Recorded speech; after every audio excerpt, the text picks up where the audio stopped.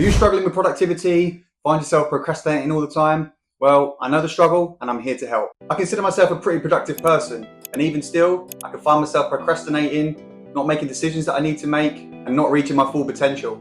Now don't get me wrong, not every moment of every day needs to be productive. We all deserve a break, some chill time. But if this is happening all the time, then maybe you need some help. Luckily, I'm here with my top tips on how I stay productive. Hopefully you can take something away from these tips and apply them to your own life, whether it's for personal development, at work, or even trying to grow your own business.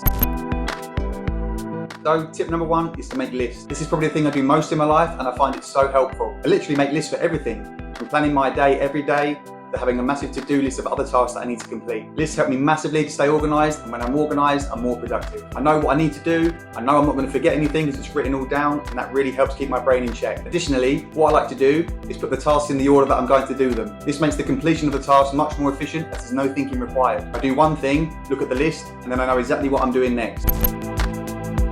So tip number two, it's off the back of making lists, and that's using notes. Notes are crucial for me, and I use them every day. I have notes for my goals, notes for my projects, notes for each video that I'm going to make, notes on different plans that I make, notes on my gym routine, notes about my finances, I mean literally everything. It's super helpful to have these things written down, even for the simple fact that it helps you not to forget anything. But with notes, you can put tasks in order, use the check marks to tick things off, and even use bold or italics to highlight certain things if you need to. Now I know, there are lots of apps out there that help you stay organised. A lot of them even specifically designed for productivity. And if they work for you, then keep using them. It doesn't really matter which app you use, as long as you're using something to help stay on top of what you need to do and what you need to know. With notes, you can also use different folders and subfolders, depending on how organised you want to be.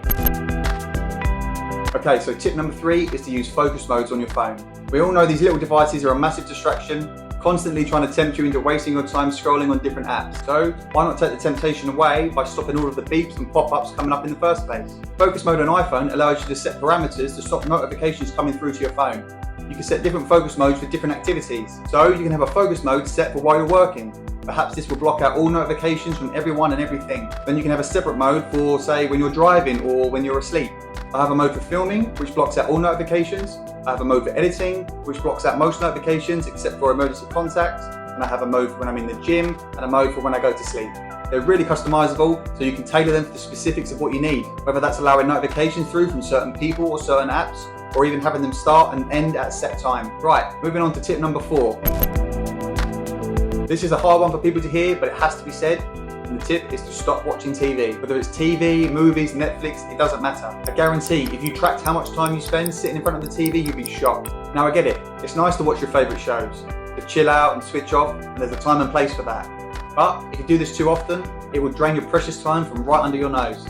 I think the best way to go about it is to specifically plan in the time that you're going to watch TV. This is what I do.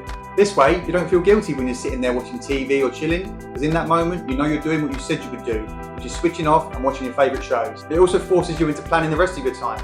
You know it can't be spent watching TV, so you can plan something productive to do instead. Now this brings me to tip number five.